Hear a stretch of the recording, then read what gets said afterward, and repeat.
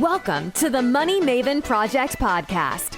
If you're here to learn how to obtain freedom over your time and money through real estate investing, you're in the right place. Create the life you want by living with intention and becoming a maven in mindset, money, and real estate. Now, here's your host, Justin Monk.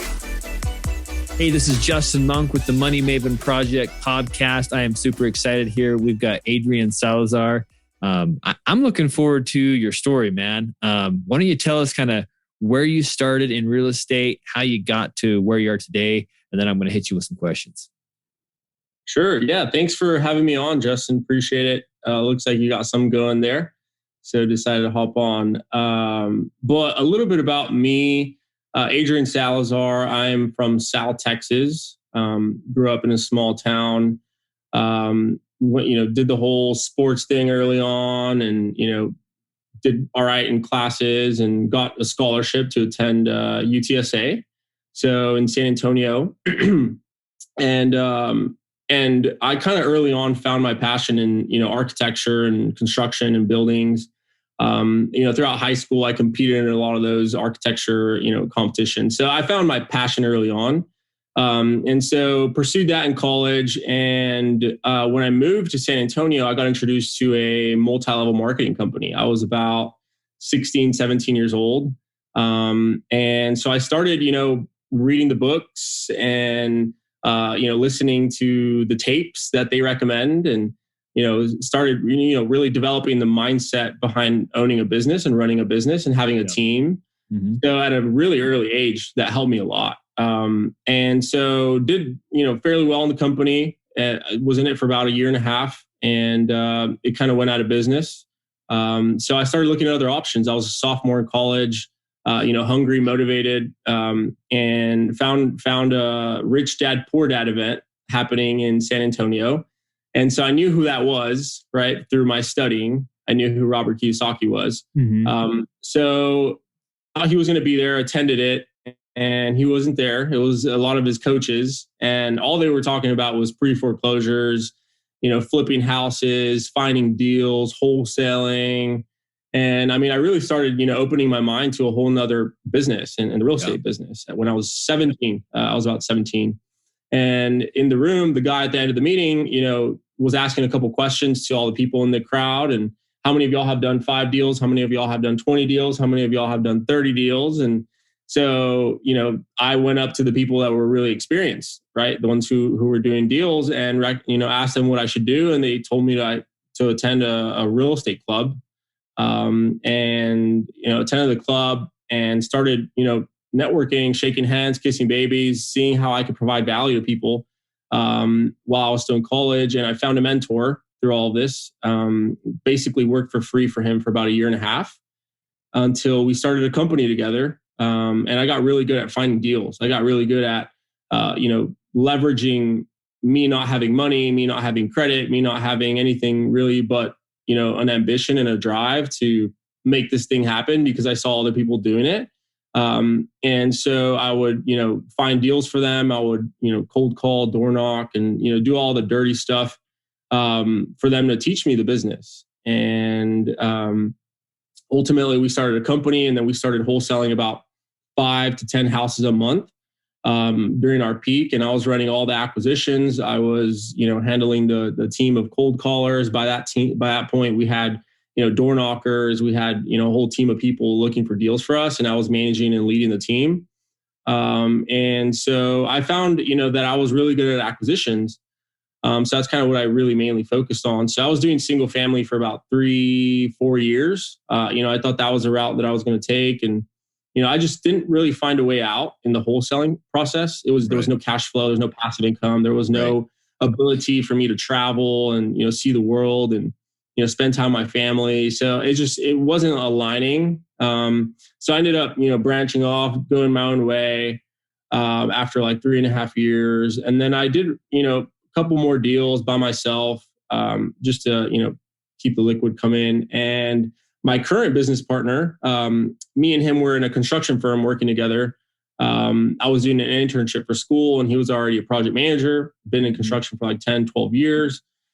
And so he always, had the bug of, hey man, like I want to travel and, I don't want to be working for the rest of my life. And I know you're doing real estate. Can you teach me a few things? And so we started doing a couple deals together. And then he has the engineer mentality. He has, he's super analytical. And so he saw multifamily. He went to an event and he saw multifamily investing, and it made sense for him. It's the repositioning apartments and growing your net worth. It just made so much sense to him. And he took off. And with the things that I taught him, finding deals, he went and found some apartment deals and did some deals and made some money. And I was like, dude, I mean, like, wow, I could do the same thing. It'll take me 10 houses to make that, couple checks that you just made on those, 24 unit wholesale deal. So from that point on, I completely dropped my single family workspace. I just, I had, 15, 20 leads active and I was working a month, and I just sold it all. I got rid of the whole workspace, and I went and started attacking multifamily properties. That was about 3 years ago. And so wholesaled about 5 or 6 different apartment complexes before we bought our first one. Syndicated it, raised about $200K, 16 units. And then 6 months later, we bought a 32 unit. And then like a couple months later, we bought a 9 unit. And then we just recently purchased an 88 unit. So we've been wholesaling apartments through the middle of it, and, keeping the money come in and buying more deals. And I mean, we kind of do it all. But apartments is kind of what my main focus is now. We also operate our own construction, property, and asset management company. So it's all in-house, vertically integrated. And I kind of run a lot of the operations right now. But we're looking for more opportunities, looking to grow, looking to get to 1,000 units, next 6 to 12 months. So, I mean, definitely, getting there is going to be a challenge, but, I'm up for it, and I'm ready. That's kind of my background. Yeah, that's awesome. So you're basically, I don't know that I've heard of wholesaling multifamily, because you're talking like 8 plus, 12 plus units, right? Where you're just like a single family, you're tying it up, and then you're marketing to investors, other people that may want to grab that property, and just like a single family, you're taking the difference. I don't know if I've heard of anybody doing that. So that's awesome, man. That's really cool. And you're buying a few for yourself, right? You're buying or syndicating some for yourself. Basically cherry picking the best ones. Yeah, the best ones. Selling off one part, the best ones, yeah. Yeah. You syndicate the best ones and wholesale the rest of them. So that's impressive, man. That's an awesome story. And where are you currently, these deals that you're wholesaling, the multifamily that you're wholesaling, where are you finding these deals? What's the main, is it different than single family? Because I know a lot of wholesalers, they're driving for dollars. They've got big texting campaigns. They've got call centers. I mean, what's your method to finding those deals? Just that. Yeah, you said like 4 or 5 different really good ways of finding deals. I mean, it's really, I didn't change much, from single family to multi. I just need to find the owners. I need to find the owners, and where are they? Yeah, I got to go through a couple more, levels of asset protection that they have, a couple entities that, are in the way, but ultimately you can still find the owners. And I mean, they live in houses. You can, show up and go door knock, and you can put a flyer on their door, and you can send mail, you can cold call them. I mean, there's a bunch of different ways that we do it. Now we have a very big database of people that I've contacted with over the past, through all these 4 years of apartment investing I've been in. So a lot of it is just follow-ups. I'm just nurturing relationships with people, owners, and making sure that I'm the first person they think about when it's time to sell. Right. So, we do it all. We send postcards, we cold call, we text. It comes from all different angles. Yeah. And so for somebody that's maybe interested in getting into that, where would you recommend this? Because obviously a texting campaign, direct mail, they have a cost. Especially if you're doing it at scale, which I believe to make this work, you have to do it at some level. Some scale there, because it's kind of a numbers game. But where would you recommend they start if they don't have a lot of capital to start with the direct mail or texting, things like that? Sure. I would pick a market first, right? I think a lot of people don't narrow their focus first. So narrow your focus, and pull a list on ListSource. You can even, create free trials on Prospect Now, Reonomy, and, you can get your list from there. They're free. Use it for 3 days, export the data, and now you got the data. And now you have the property addresses, right? So then you can find a virtual assistant or do it yourself for $3-4 an hour, the virtual assistants, and have them scrub the data. Have them go through the CADs, have them pull all the data for you, and then you're gonna have a master kind of spreadsheet, right? So with that spreadsheet, you can work it a bunch of different ways. You could send postcards a little bit at a time. I always recommend, like, not a lot of people have money for the postcards, but $50 to $100, it works. Like, you can send 50, 100 postcards a month, but commit to a budget that you can spend every single month. That way you're consistent. So, put aside $100 for the next 6 months. If you don't have a lot of money, $50, whatever it is, but to have something constantly running. And you can also, start calling, Facebook Marketplace, all the for rents. You'll be surprised how many owners there is behind that phone number. So, and you'll also be surprised at how many property managers will give you the owner's information. And all that's free. Maybe just paying for like a calling software. That way you're not using your personal phone. Yeah. We use CallRail. CallRail is pretty cool. It records all the calls. It's $30 a month. You have 10 different phone numbers, and you can call out, call in, set a tracking number, all that. It's $30 a month. Honestly, if you don't have $200-300 a month to spare for your real estate business, you're probably not ready yet. You gotta, or you just gotta put in an insane work ethic. Yeah. Like, you got to drive for dollars. Another thing that when I started in real estate, my mentor, he would manage marketing campaigns for like 10 different people because he didn't have a lot of money to do the marketing, but he would get like 10 different people who had money, invest, $500 a month, $1,000 a month. And then he would create the marketing campaign for them, and he would split the profits with them. So, there's a bunch of different ways to do it. It's just all of that stuff that I've heard from people. Don't have money. I don't have time. They're excuses. They're just excuses. You got to get creative in this business. If you can't get creative in the beginning, it's going to be hard, and the main thing is finding deals. Like, find a deal. Those getting started, listening to this, and you want to really be in real estate investing, the number one thing you got to do is find a deal. And everything else happens. Everything else comes. Yeah. And knowing what a deal is important too. Doing the studying, doing the courses if you can, the cheap ones, even the books. I've learned from books, podcasts, YouTube videos that are all free. So there's really so many things that you can do starting off and getting your first deal, but it's just really how bad do you want it? And that's where it comes down to mindset. That's what we were talking about earlier. Like, your mindset has to be on point before getting started in this business, because it's hard. Not a lot of people get through it, Yeah. I think one of I'm a big fan of Grant Cardone, and one of the things he says is that creativity follows commitment. So I don't really consider myself a creative person. I'm not an artist or anything. But I realize that the more committed I am, the more serious my brain gets about finding the solution. So if you're like treating this as this is life or death, like I have to find a deal by the end of the month, it has to be eight units plus, whatever. Like, you set the criteria and then it's like all out commitment.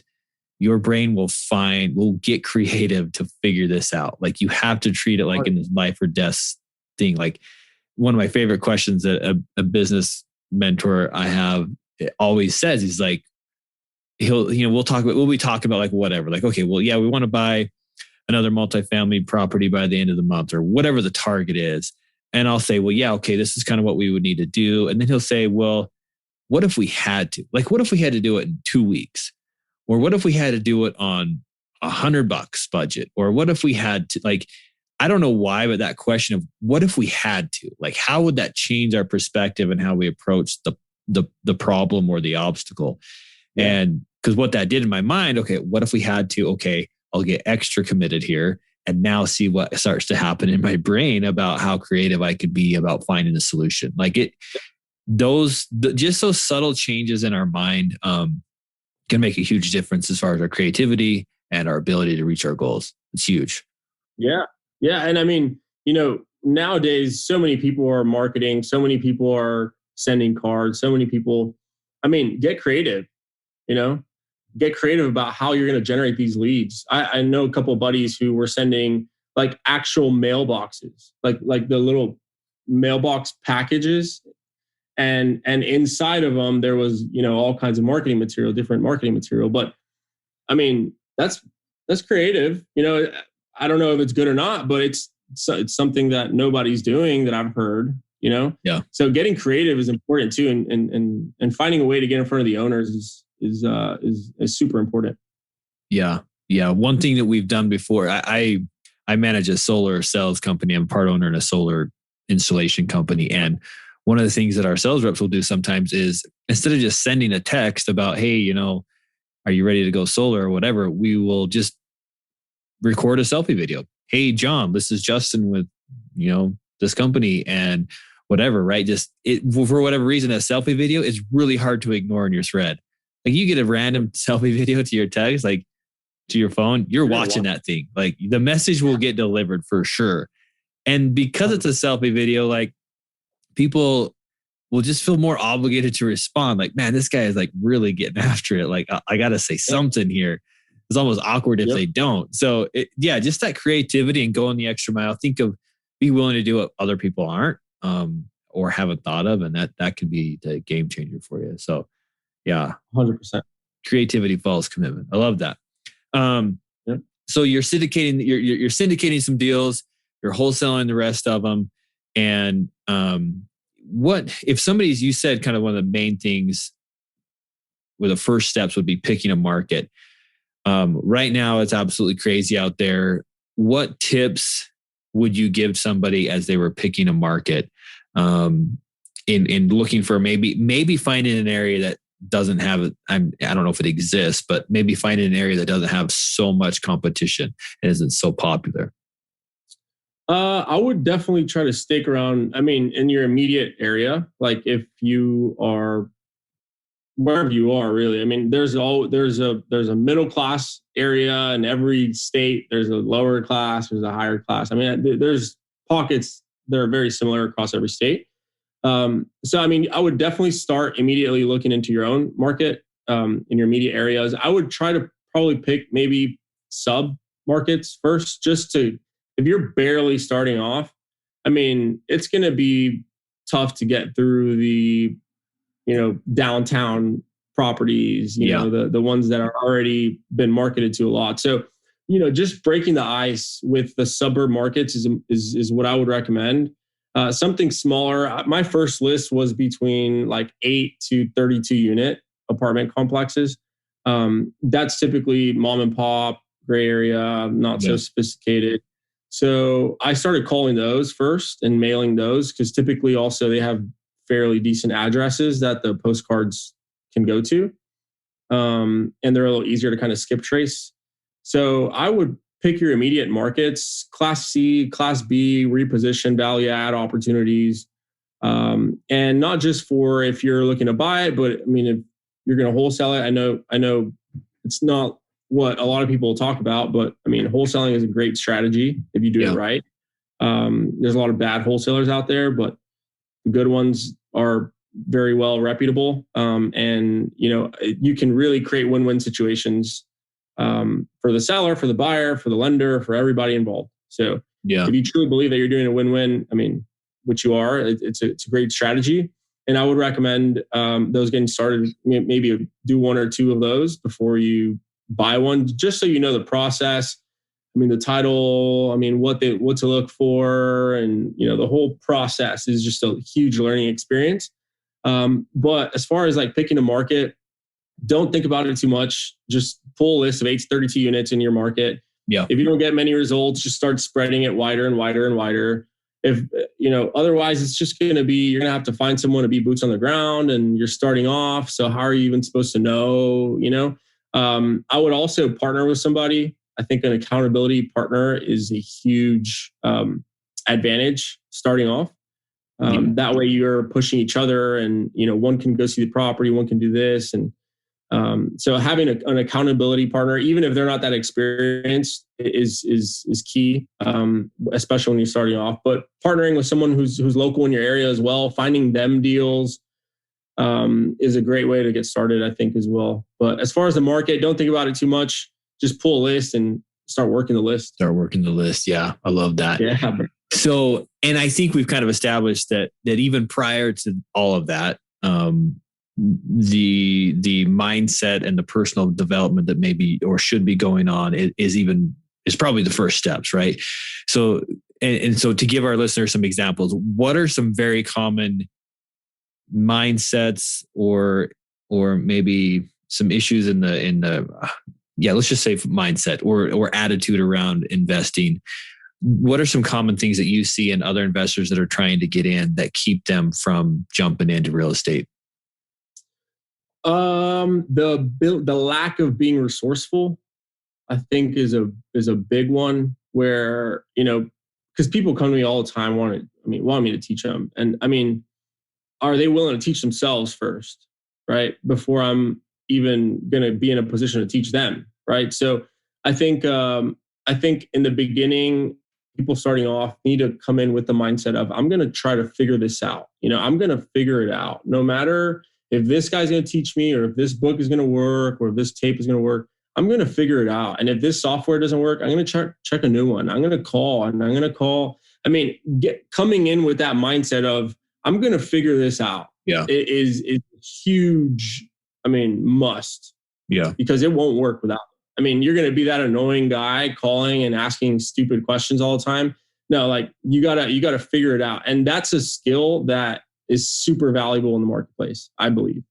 And leveraging, having the mindset of, look, I may not have it all, but this guy does, and this guy does. And, I can find the deal. So, just coming in with the mindset of, teamwork, everybody has their own kind of play. That's a good one. And just don't quit, don't quit. Just keep going. If the only way you fail in this business, I truly believe, is if you quit. You got to keep pushing, keep learning. You're going to fail. You're going to screw it up, and you're going to really put yourself to the test and on what you can and can't do. And, but I think it's super important. I usually typically listen to the personal development tapes at night or in the mornings when I'm starting my day or ending my day. It really helps.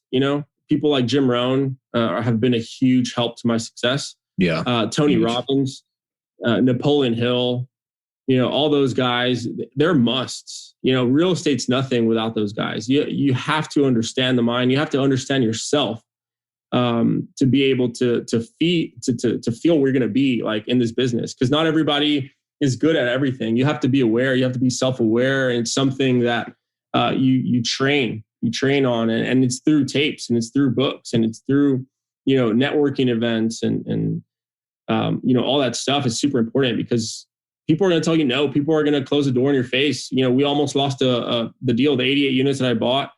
The owners didn't want to extend the contract anymore. We're about to lose the deal, and I did not want to give up. I didn't want to give up, and I committed, like you said, I committed to being successful in this business.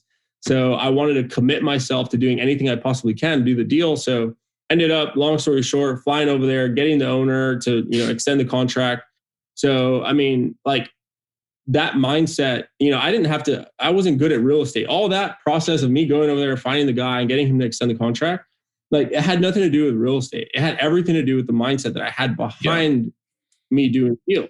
Yeah. So it's super important to train your mind much more than, real estate in the beginning. At all times, I truly think it helps with, your family, your relationships with people. I mean, your everyday, how you feel every day. You got to feel good every day. And so, I mean, that's why I'm a big believer in all that. And I think it's been the reason why I've been, successful in this business. Yeah, no, I think you're exactly right. And you're a perfect example of committing to being able to figure it out. Like you mentioned early on in your story, like you jumped into an MLM, learned how to run a business, right? You go to a Rich Dad, Poor Dad event, figure out who's winning, who's moving deals there, get in their space, talk to them. And then I think there was another real estate club of some kind right after that. So before you'd even, bought a deal, you're figuring out the real estate world. You just say, I'm going to figure this out. I'm going to be around people that are doing it. And I'm going to learn how to make this happen. And that's a perfect example of it. And the personal development is huge. And a lot of some people kind of chuckle at the idea of like, well, when you talk about like affirmations or positive mental attitude, or, you see Tony Robbins running around stage and things like that. Some people kind of chuckle like, I don't need that stuff. I don't need that like pep talk kind of stuff. But the thing is your mind is constantly trying to go the other direction. Like your mind is trying to take you to a place of comfort, of safety, of it's okay to just not push against it and not strive and not reach for your goals. Like it's okay. And because your mind wants to just be safe and comfortable and expend very little amounts of energy and just chill, right? That's where your mind wants to take you. And your mind naturally is not that it's negative, but it's in a, let's just hang out. Let's just we don't need to push the envelope. We don't need to take any risk. Let's just be safe. That's where your mind's going. And that's built in, that's programmed in from the dawn of mankind. And so that's what you're fighting against by reading, whether you read books, whether you're listening to audio tapes or, podcasts, whatever, you have to constantly be fighting against that with a different message. And that's why I always say this, like, yeah, you may not want to play this game of like, hey, affirmations and whatever it is that you do. Maybe you don't want to do that. But if you don't play that game, your mind's playing the game either way, and it's going to win on the negative side. And so I think there's this constant, it's a constant need. It's a daily need. Like you cannot just read a book and then feel like your mind's not going to constantly work against that new mentality that you have. It's going to chisel its way into that to try and get you back to where that's nice and safety zone, right? So I think it's a daily thing, and it's a constant. If you don't battle it, like it'll take over. That's, I guess, is what I'm trying to say. Yeah. That makes sense. Yeah. No, you have to indulge yourself in that information, right? I mean, I think, they're all laws of the universe. All that stuff, there's physical laws and non-physical laws. Just as much as we jump up, we're going to fall back down, the law of gravity, right? So there's laws of affirmations. Like if you practice on, affirmations and really truly believing in things, they will start making its way over to you. And I mean, it seriously, it's happened my entire life in business, like my whole entire time in business. I've really been able to kind of quote unquote rub a genie lamp and, seriously, like get everything that I'm kind of wishing for. Yeah. And it's because of the practice behind it. So if for those of y'all, I mean, who don't believe in affirmations and, all that stuff, I mean, it's just, I don't know what else to tell you, but you got to learn it. You got to study it. You got to know who you are, and be good at it. And I think that's how everything else, we're all vibrating. Everything's vibrating. So if you raise your level of vibration, you're going to raise everything else. The results that you're getting, you're going to be attracted to what you want in your life. And I mean, then all the ideas come, then all the people come into your life, then the business comes in, all that stuff then comes in. But in the beginning, you have to have that good, strong foundation for everything else to kind of, make its way through. So yeah, no, I truly believe in it. I totally agree. And whether you call it affirmations or faith or confidence or spirituality, like whatever you want to call it, like there is no argument again. There's no denying the fact that there is a power in having the right attitude and, visualizing your goals and successes. That is incredibly powerful. Nurturing that success in your mind. I think you will achieve the goal or the success or the money or whatever. You will achieve that in your mind. You have to achieve that in your mind first before you can ever achieve it in real life. And again, call it the secret or affirmations or whatever. You have to imagine it. You have to dream it first, or before it ever can become a reality. There's just no arguing that point. So I love that, man. Yeah. What are some practices that you implement to keep your mind, in that right space and continue to develop on a personal level? Studying the greats. I think, the Jim Rohn, the Tony Robbins. There's a bunch of tapes of them alone. So I try to stick to those guys because they've been what's been impacting me the most. I write down a lot of stuff that they say too. I put it on my TV and I'll pull out my notepad and start taking notes. I'll also write like gratitude statements, things I'm grateful for, on a piece of paper with ink, not on a computer, not typing. Ink and paper does a different thing. So yeah, I try to write down what I'm grateful for. And in the background, I'll be playing stuff in the background and I'll catch a couple things and, it's still playing when I'm cooking or when when I take a shower, I have a speaker in my freaking shower. So I'm blasting personal development in the mornings. I'm just constantly feeding, even if I'm tired, I'm sleepy or, just a long day, a lot of, things going on, it's playing and I'm just intaking that information. Yeah. And then I'll realize like that I start picking up more things, as I go, but just making sure that I'm constantly committing to the growth. Because I truly believe that if I won't get any bigger if I don't personally, get bigger. Right. As well. I also think going back to the whole, law of attractions and affirmations and success mindset and all that stuff is, when I'm raising money and, for these bigger deals, I'm networking with millionaires and, people who have a lot of money. And if I'm not on the right vibration, they're not going to be as open to talking to me. I may not even have the opportunity to even sit down and, have some coffee with them. These guys, they all, whether they know it or not, they all practice these non-physical laws, naturally or subconsciously. Yeah, that they will be able to catch that what you're talking about. Yeah, it's a philosophy. It's something that is practiced. So if you guys are eventually going to want to be buying 200, 300, 400 unit properties, the owners themselves are going to be also successful people.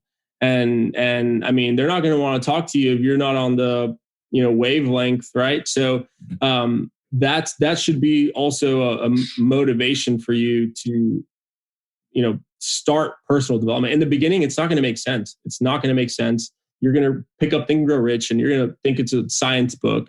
Talking about the brain and the ether. All that stuff is just weird in the beginning. But once you start studying it, start really picking it up and practicing it in the real world, you'll see the magic. You'll see the magic happen. I've seen it myself. So. Yeah, it's huge. And I think I think it's important, and maybe let me know if you agree with this, but I think everybody kind of has, what I don't want the listeners to hear is that, okay, I have to do all these things, the affirmations, the meditation, the journaling, like all this stuff. I think everybody has some things that they're already pretty good at. Like you may already have a pretty good positive attitude. Great. You don't need to practice like positive affirmations, right? But you may be lacking on, getting your thoughts and some clarity around, developing your thoughts and what's going on in realizing what's going on in your mind, which where journaling and meditation may help. So for me, I've noticed that there's some things I'm naturally okay or good at. And so I don't need to focus on those, but it's the areas that are going to have the most impact in my development. That's where I'm trying to focus. And because I think what I don't want people to hear is, okay, I have to read all these books and I have to implement all these things. You may already be doing some of these things fairly well. You just may not, it may just be supernatural to you. And so you're not realizing it, but there's going to be some weaknesses or some, vulnerabilities in your personal development, your mindset that you can focus on. And those, I think, is where you really put all the effort. Sure. 100%. You're right about that. So what are some, if you had to pick 2 or 3 books that you would recommend, regarding the personal development side, where would you send people that are just kind of getting into understanding this idea? Sure. Think and Grow Rich, number 1. That's my book. It's my go-to right there. Yep. How to Win Friends and Influence People. The Magic of Thinking Big. Those 3 books really, I mean, you said 2 or 3, those 3 books really off the top, I mean, really made a huge impact. Yeah. How to Win Friends and Influence People is all about relationships and how to transform yourself into a different person that you need to become to be able to have this relationship, and then be able to go and do it with somebody else. And the words you use, and the energy and smiling behind the phone. I mean, all those things are super important in business in general. Think and Grow Rich is just a basic. I mean, that's kind of quote unquote, the Bible, right? I think it's one of those that there's a lot of common traits. For y'all I don't know, Napoleon Hill was hired by Andrew Carnegie to study, almost 500 successful people in that time when Henry Ford and Thomas Edison, all those guys were out. And they realized that there was a lot of common traits, common success traits and skills that all these guys had. And he narrowed it down into, 15, 16 lessons. And that's the book. And it's super powerful. And the last one, Magic of Thinking Big. I mean, it talks for itself. You got to think big. Yeah. And that book, my mentors told me, you gotta think much bigger, much sooner. That's much bigger, much sooner. Yeah, I love that. And that book is that's an older book. It might not be on a lot of people's radar. Like, that's an older book, I think. It's been a few years since I've read it, but I need to read that one again. It's kind of like the original 10X rule, right? The bigger thinking, bigger mindset. Yeah. I think that's definitely some very well recommended books for sure. So what's next for you, man? Like, what's your plan? What are some goals going forward here for you? So we're in the process of creating a fund, a private fund where we'll be able to, not necessarily have to wait on banks or lenders and, the whole that whole process. Cause from the deals we've bought, it's just it's never perfect with these guys. So I want to definitely be in control of our own real estate world, and starting a fund is basically that.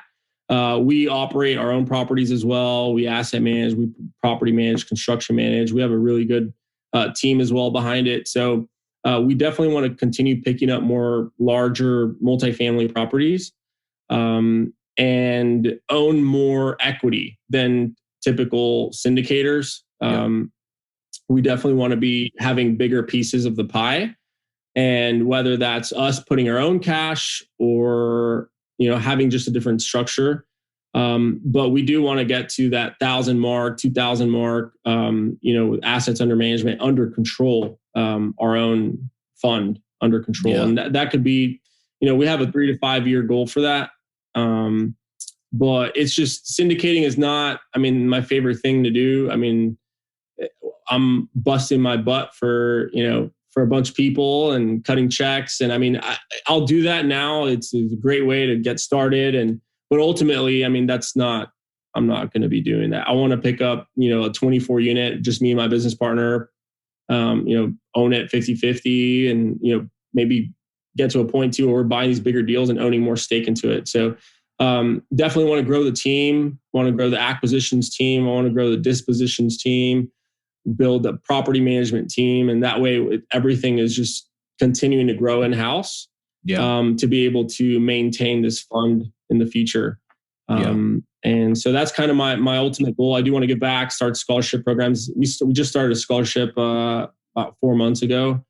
So definitely want to start giving back to the community and stuff, and build around that. And, eventually our employees and our team members will have stake into the properties that we purchase. So, I mean, I just want to create a big ecosystem of a real estate juggernaut, and be in full control of it.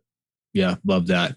And I like that you mentioned a way that you're giving back. That's a very common question that I ask on here. Like, what's a plan? What are some things that you do to give back? What are some things that you want to do to give back? And that scholarship program is pretty cool.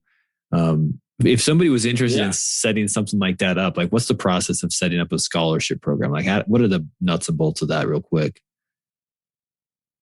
Yeah. So what we did is we went ahead and started a nonprofit, me and a couple buddies.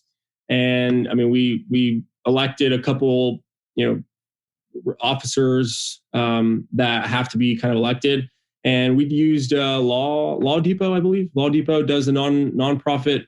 So I would file it, make it legit, start the bank account, and start raising funds. I mean, talk to your most immediate family members, close friends, teachers, coaches, and $20, $50, anything helps. Trusted investors, and then just start building that fund and really put a mission behind it. What is it going to be about? And also commit to it, because it's easy to just start it and not raise. I mean, I think everybody in the team who's going to be a part of the nonprofit or the scholarship program needs to be committed as well. Yeah. To that. I like doing things big, man. I don't like half-assing shit. I mean, it's either I'm in or I'm out. And when I'm in. So and that's what me and it's a couple buddies from high school. We started it together. So I told them, I was like, guys, y'all need to commit to this stuff, man. We're doing it big here. So we've raised about $10,000 so far. And we're giving it out to like 4 different students. So, I mean, the legit part, do the nonprofit, start it at the bank, get some officers and start branding, start raising and figure out what your mission statement is and your, I guess, avatar of a recipient. Yeah. That way it's focused. That's cool, man. I don't think I've ever talked to anybody about that on the podcast. So that's some cool advice. It's something I've definitely had my eye on of starting a nonprofit, whether it's scholarship program or whatever good cause that I have on my list of things I want to do. So that's it's that easy, right? Law Depot and fund it, get the bank account and start rolling. That's cool. Yeah. Most of the things are easy to do, man. It's just, you got to take some action. And get behind the phone. Most of the things are not as hard as we think they're going to be. Like, exactly. Just get out of your own way. All right. That's perfect, man. Yeah. Well, this has been awesome. So last question, and then we'll start wrapping up here. But so we talked a little bit about your giving back, but what beyond that, what's your why? Like what's pushing you to build this real estate, empire and push so hard every day? What's your reason? Sure. And that's a very good question. I think a lot of people have the idea that the why is just like kind of like, all right, this is the why and this is it, right? My why has been, kind of gradually changing, progressing. And because I mean, we grow as individuals and, there's different things that push our buttons, along the way, we find something new that pushes our button, right? So in the beginning, it was just about, making money and doing deals. And then, I started, doing all that. And it was just like, dude, I mean, this doesn't make me happy really. And when I got into the multifamily business, the impact that we're making, it's a lot larger scale. Our team, they're all, being able to eat because of this property that we bought that is generating enough income to, pay them and, make sure that they're okay. Yeah. Our contractors, they're happy to come to work. Yeah. I mean, they like the way we work. Our residents come up to us, to the office, bring us snacks. I mean, like guys, like no one's been doing any work here for the last 10 years. You guys have done more work 3 months in the last 10 years. Love it. I mean, all that stuff, like I had never really heard of before. Yeah. And then when they started really telling me all that, like, I'm doing this for them, dude. Like I'm doing this for, like, I'm busting my ass for my team now. Like, and for our like ecosystem, right? The more we do, the more we can impact. And when I, same thing with the scholarship, like we've only raised 10,000 because I haven't really tried, and we're not giving away the money yet. So, but I mean, now that I've built a reputation, I've built a brand, I can call people, and I have no doubt I'd raise 100K in a week, 2 weeks. Mm-hmm. And all that is for a greater cause. It's for these students who are, hustling to try to attend a higher education or to, pay for their books and all that stuff. I mean, it's bigger than me now, man. And I think also traveling is a big part of my why as well. And not just for the traveling sake, but because it makes me a different person. It shapes me, right? I've been to, 10 different countries, and I've seen the poor, the rich. I've seen all kinds of different things, and I bring that back here, and it's shaping me, man. And I can also share different stories with people. And my why is just constantly developing, but ultimately my why is to create, this juggernaut of a business that has an ecosystem of everybody inside of it. And not just that, but everybody outside of it is reaping the rewards of that, whether it's through equity, whether it's through, plans, healthcare plans, that we can provide to people who are, struggling, paying their $400 a month, $500 a month. I literally have the ability to change that for a bunch of people. Yeah. And that's what drives me, man. That's awesome, man. That is a very wholesome and I think selfless why and reason. And I love, you're right. It's going to develop over time. And that's awesome. That's awesome. So if people want to follow your journey, learn more about what you're doing and learn from you, where can they find you? I think Instagram is kind of my most active page through social. I post, all my stories, the deals, and, I do some walkthroughs of some units and the good, the bad, the ugly. And so Instagram's a great way. You can message me. As far as like a call, I would message me first, and then we'll set up something that, if you have a question about anything, pretty good about reaching back out to people. But that Instagram is a great way. You can send me an email to adrian@10mgmt.com as well. And let's connect. Perfect.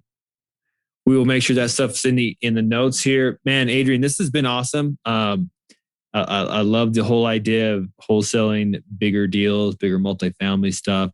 And I think the discussion on mindset and just the importance of constantly putting effort into having the right mindset. Otherwise, you'll have the wrong mindset. Like, that's huge.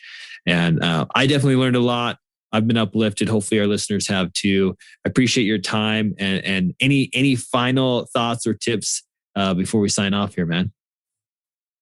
Guys, just take action. Take action and know why you're doing this, and don't stop until you get it. Like, seriously, don't stop. And it's going to be hard.